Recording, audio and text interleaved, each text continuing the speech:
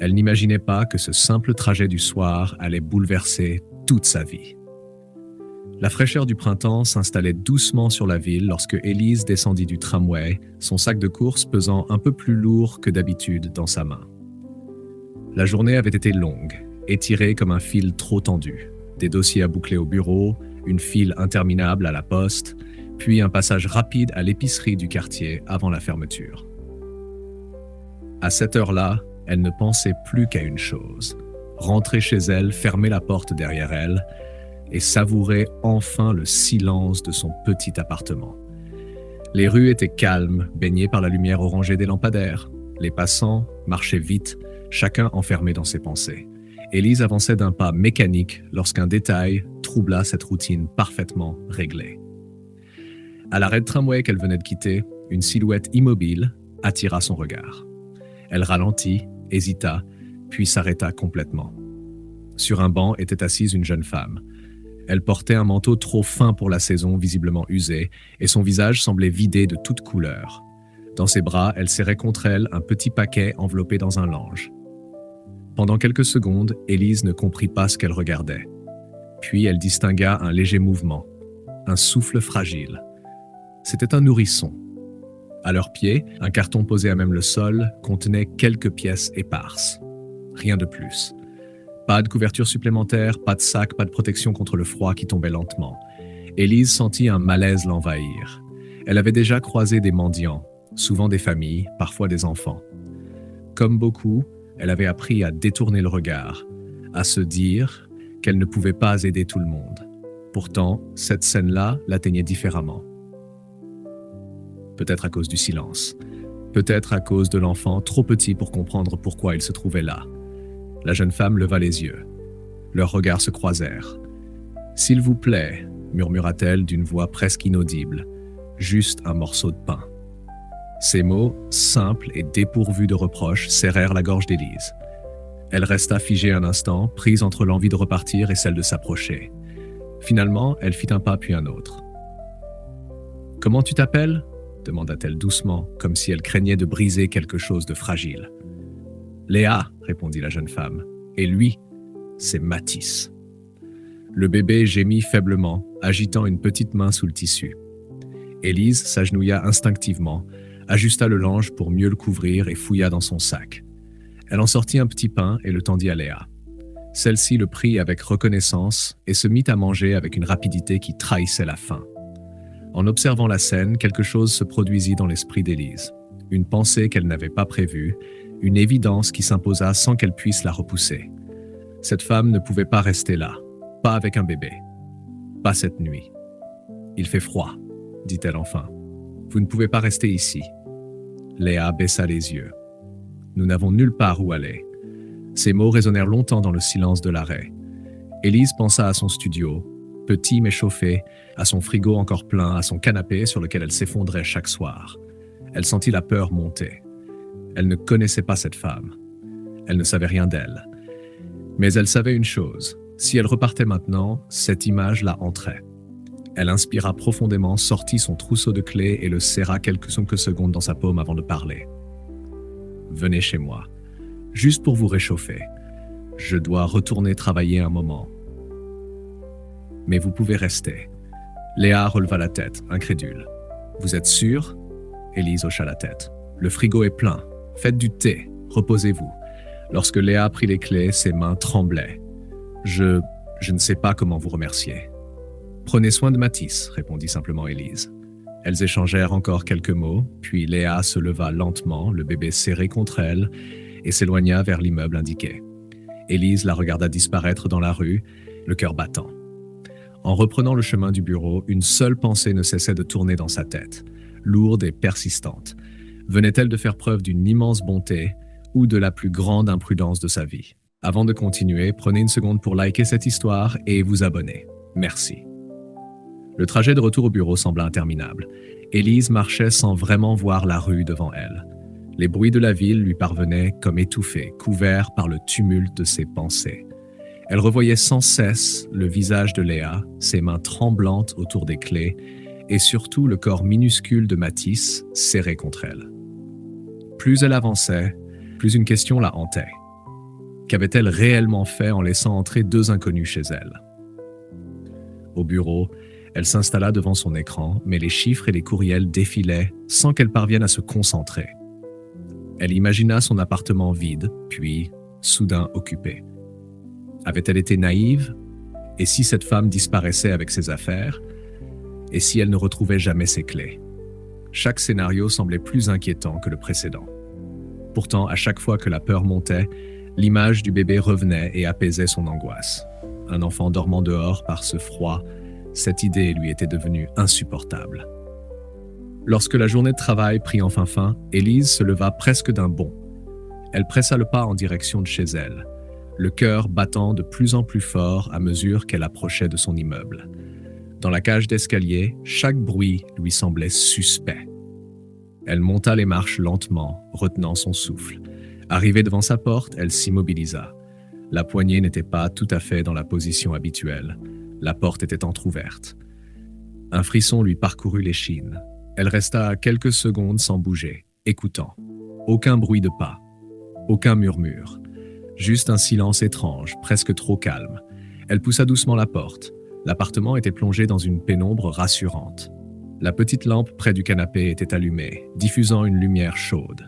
Élise entra lentement, prête à découvrir le pire. Mais ce qu'elle vit la laissa sans voix. Sur le canapé, Mathis dormait profondément, enveloppé dans un plaid qu'Élise reconnaissait. Son petit visage était détendu, sa respiration régulière.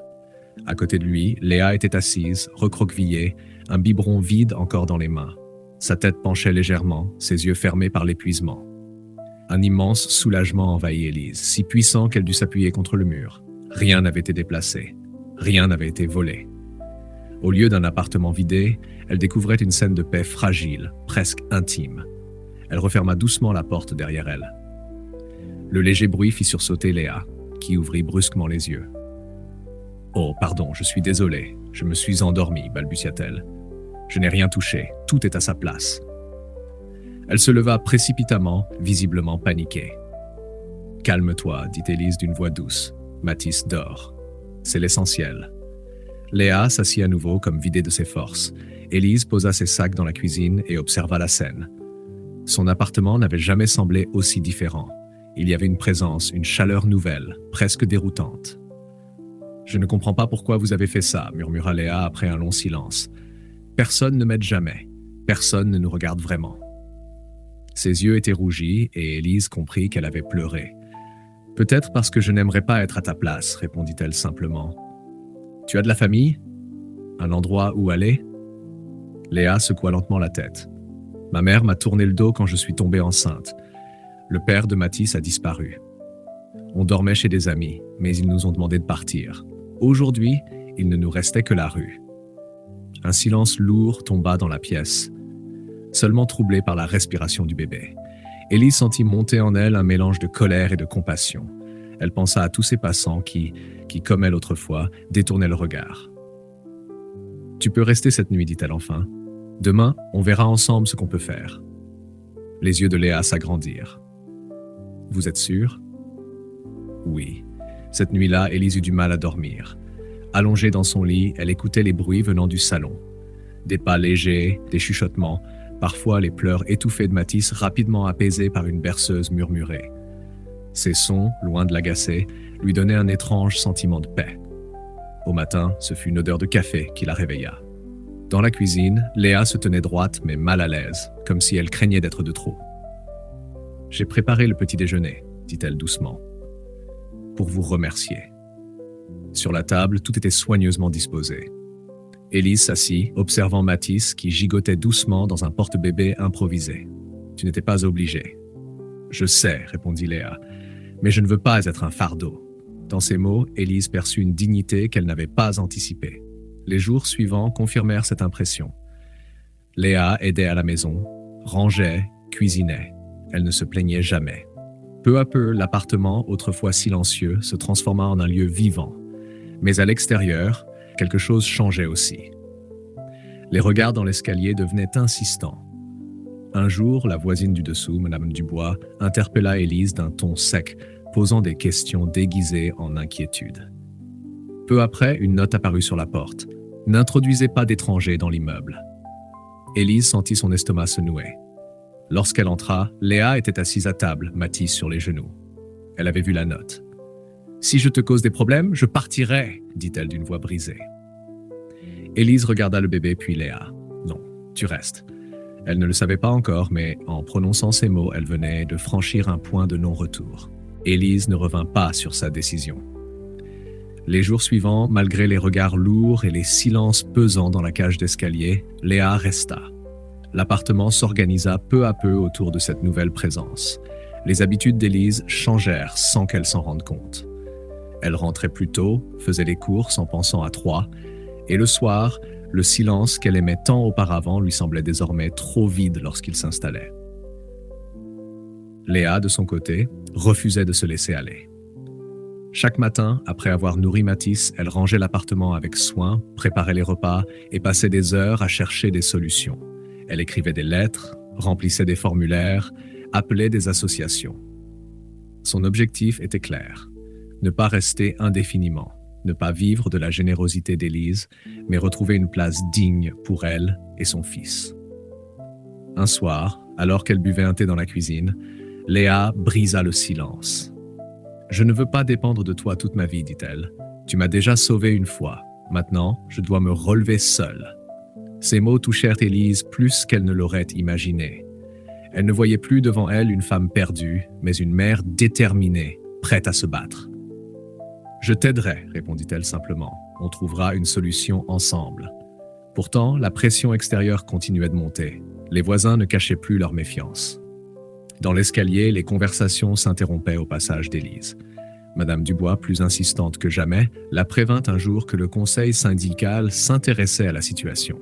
« Les gens n'aiment pas ce qu'ils ne comprennent pas », lança-t-elle d'un ton froid. Ces paroles résonnèrent longtemps dans l'esprit d'Élise, mais chaque doute disparaissait lorsqu'elle voyait Léa bercer Mathis avec une douceur infinie. Elle savait, au fond d'elle-même, qu'elle faisait ce qui était juste. Puis un matin, Léa entra dans le salon avec une lettre à la main. Ses doigts tremblaient, ses yeux brillaient de larmes. « Ils m'ont accepté, murmura-t-elle. Un programme pour mères célibataires. J'aurai une chambre, une aide sociale et une formation. » Un silence chargé d'émotions s'installa. Élise sentit son cœur se serrer. Elle était heureuse, profondément, mais aussi consciente que quelque chose allait prendre fin. « C'est une chance incroyable, dit-elle enfin. Je suis fière de toi. » Elles se serrèrent dans les bras longuement, sans chercher à retenir leurs larmes. Quelques jours plus tard, Léa et Mathis quittèrent l'appartement. Le salon sembla soudain immense, trop calme. Le soir, Élise s'assit seule à la table où elles avaient partagé tant de repas. Avant de partir, Léa avait laissé un petit paquet.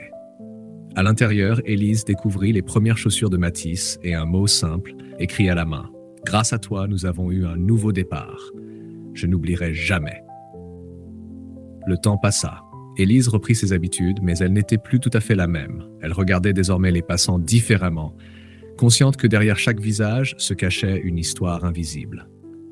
Un soir, dans une rue de Lyon, elle entendit son nom. Elle se retourna et vit Léa. Elle semblait transformée. Elle portait des vêtements propres, son visage était apaisé, et Mathis riait dans sa poussette. « Nous avons notre propre chez nous, » dit Léa avec un sourire plein de fierté. « J'ai terminé ma formation, j'ai un travail. » Élise sentit une chaleur profonde envahir son cœur. Elle comprit alors que ce geste, autrefois jugé imprudent par tant de personnes, avait été le point de départ d'un changement bien plus grand qu'elle ne l'aurait imaginé. Parfois, il ne s'agit pas de sauver le monde. Parfois, il suffit d'ouvrir une porte, de tendre une clé et de croire en l'humanité de l'autre. Ce simple acte peut transformer 2 vies à la fois. Si cette histoire vous a touché, prenez un moment pour liker, vous abonner, partager et laisser un commentaire. Chaque geste compte, tout comme celui d'Élise. Ensemble, continuons à faire vivre des histoires qui rappellent que la compassion peut encore changer le monde.